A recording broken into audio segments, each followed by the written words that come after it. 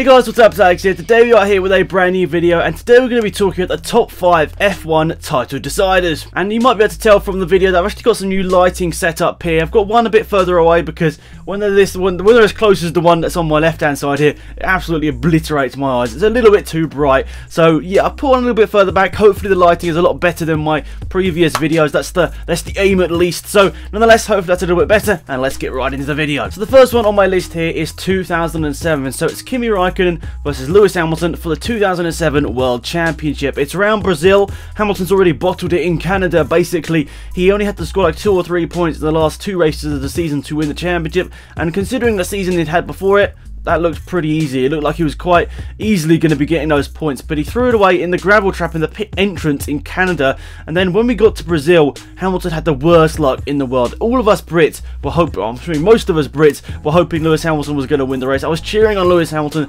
like crazy to just get the necessary points. I didn't even care about him winning the race at this point because I think it was pretty likely that Ferrari were going to do some team orders and basically let Raikkonen win the race. That was the case. Massa moved over and gave Raikkonen the lead of this race, but then some really strange thing happened. I don't think I've ever seen it in F1 since or before, or just, I don't know, it's strange. He just had a box full of neutrals in the middle of a race. I mean, that never happens in Formula 1. Cars are so reliable nowadays, and I'm not gonna lie guys, there are lots of conspiracy theories about this. I mean, I don't believe it, but I even heard a conspiracy theory that somebody thought that the FIA turned off Lewis Hamilton's engine so that make it for a more interesting championship. Yeah, it's strange, it's weird, I don't personally believe it. Hamilton displaces the BMW of Heidfeld for 6th. The McLaren garage remains positive. It's looking good at the moment. But no, he's slowing. Impossible. That's 4 places lost already. How can this be happening? It's the worst possible time for a gearbox issue.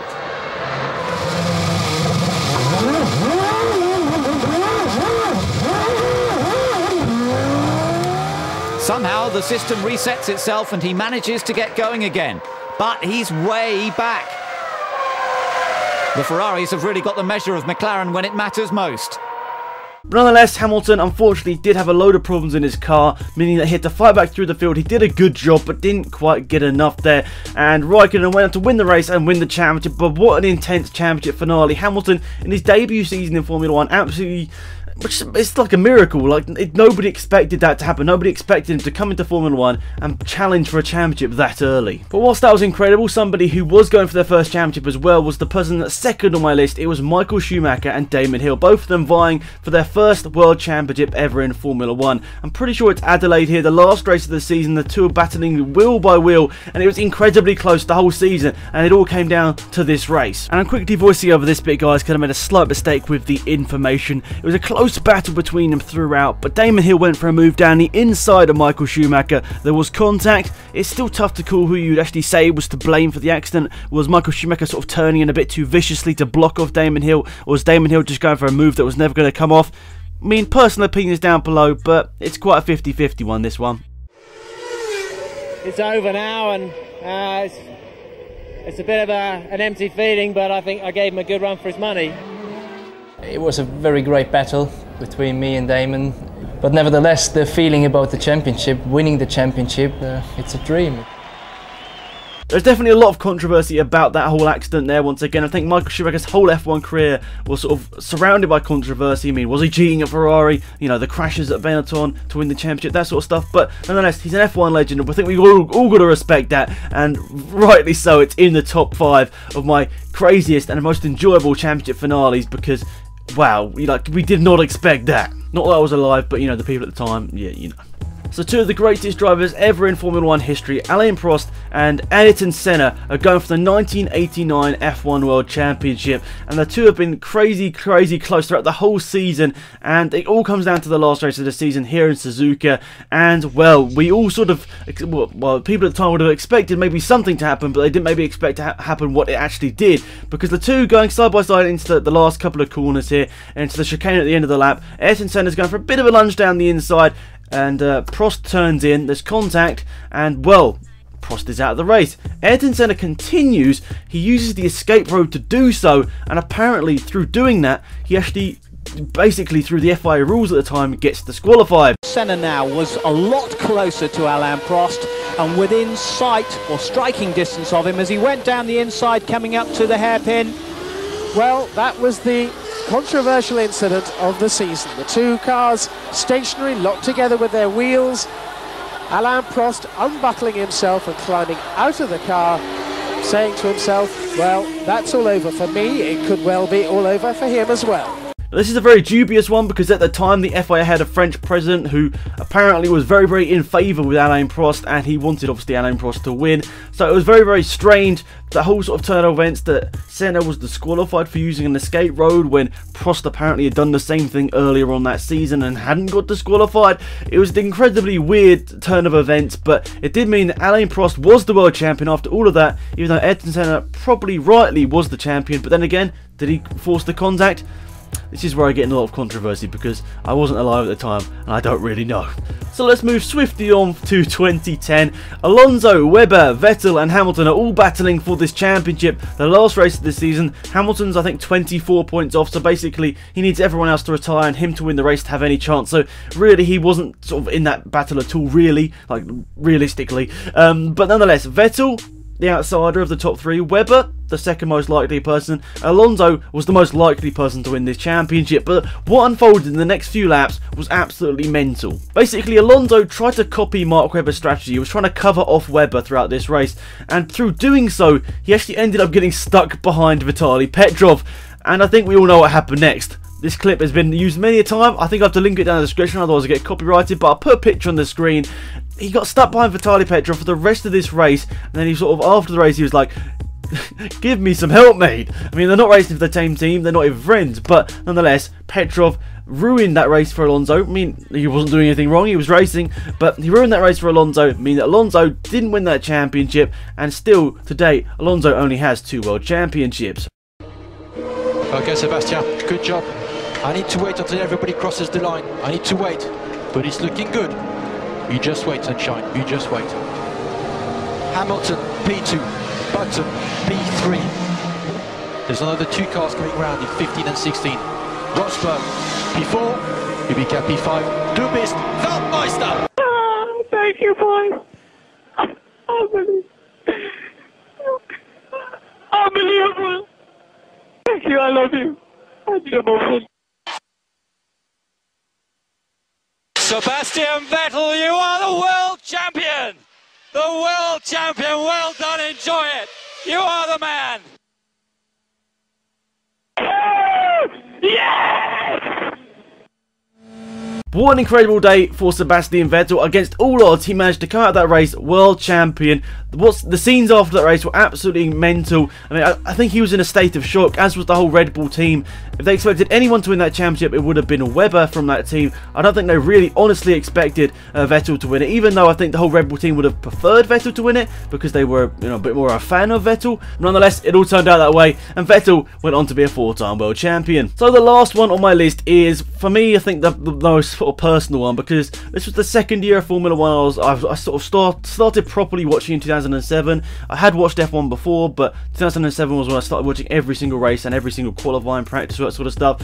And 2008 was the realistic time where Hamilton was now going to win his championship. It all sort of set up for him. He was going to do it. He was going to do it. Then, the turn of events at Brazil, we totally did not expect it all to happen, and Massa looked on for it. You know, I think he was let by Raikkonen.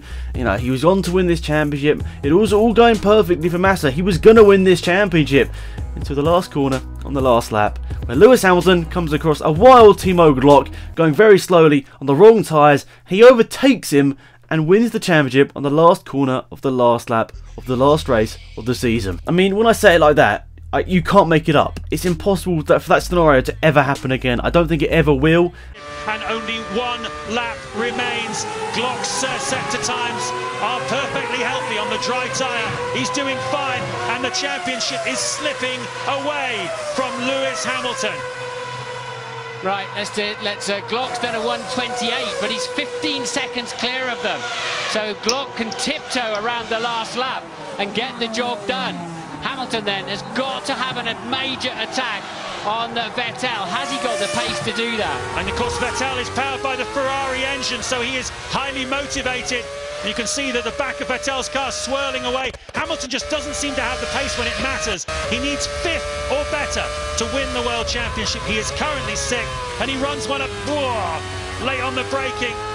He just needs now some luck to intervene. I said at the beginning it would come down to luck, and that's exactly what's happened. He had it all under control in the dry conditions, and in these conditions it's all about these last few corners now. We're expecting Massa any time now. He comes through to claim his 6th victory of the season. He has done everything he needed to do, and we wait now to find out who will be the world champion of 2008. Can Hamilton do anything? Can he run it up the inside of Vettel? Only a few corners to go now, and desperation starts to creep in for Lewis Hamilton. Raikkonen's 3rd, and is that Glock? Is that Glock going slowly? It is, it's Glock! Oh my goodness me! Hamilton's back in position again. 100,000 local hearts sink in the grandstands. It's handed the place back to Hamilton. He comes through, and if I'm absolutely right, I'm sure that he is going to claim 5th place, which is all he needs to do to become the 2008 Formula One World Champion, Lewis Hamilton. And you will, well, the Ferrari boys are celebrating. They both think they won it, but Ferrari are wrong. They're absolutely wrong. Hamilton's finished 5th, and Lewis, the father, has just realised that he celebrated a little bit too early. And Nicole Scherzinger, the girlfriend of Lewis Hamilton, hugs Akihisa, his head doctor. You will never see a more dramatic conclusion to any motor race, let alone a Grand Prix, than that. And the result of it all is that in the most harem-squarum way possible, he doesn't make it easy for himself, does he? Lewis Hamilton is the world champion. Unbelievable. The emotions going through everyone, a lot of British fans obviously supporting Hamilton, I'm sure many around the world as well. They just couldn't believe it. That was like disbelief. There's no way that that just happened. We've just witnessed Lewis Hamilton. Like, it gives me chills talking about it right now, because that was just absolutely insane. No way that's ever going to happen again. Hamilton, I think nobody expected it. After he had problems in that race and selecting the wrong tyres, the car wasn't particularly quick. But as the race sort of panned out, I didn't expect it. I did not expect Hamilton to win that championship there, because he was in the good, so he was on the good seat as the race went, as the race started. But the McLaren car wasn't as quick that year, and he didn't manage to quite grasp it. And it was so lucky that he managed to get that last little overtake on there, because Hamilton, who knows whether his career would have changed if that moment hadn't happened there. But nonetheless, Hamilton is now 3-time world champion. So that is pretty much it for this video, guys. Hopefully you enjoyed it. Hopefully the lighting is all good here. I still got to mess around with it a little bit to try and get it perfect, but it should be a little bit better. And well, it's not exactly bright outside, but hopefully the lights here make the whole sort of video look a little bit more professional. Fingers crossed at least. I just actually tried to record this video, but it was out of focus. What a noob. So fingers crossed this one is in focus and all that sort of stuff. And let me know any sort of critique down below. You can let me know whether I should change it a little bit. Maybe I should change the layout of my room or something to make it a little bit of a better video. Maybe I should put some stuff up at the wall to make it look cool. I don't know, but yeah, maybe you can let me know in the comment section down below. So that is pretty much it. Thank you for watching. Remember to hit the like button. That'd be massively appreciated. Let's try and hit 200 likes. That'd be awesome. So yeah, there'll be 2 videos up here if you want to check them out. Probably might not have seen them, so that'd be awesome. Subscribe button down there, and see ya. Goodbye.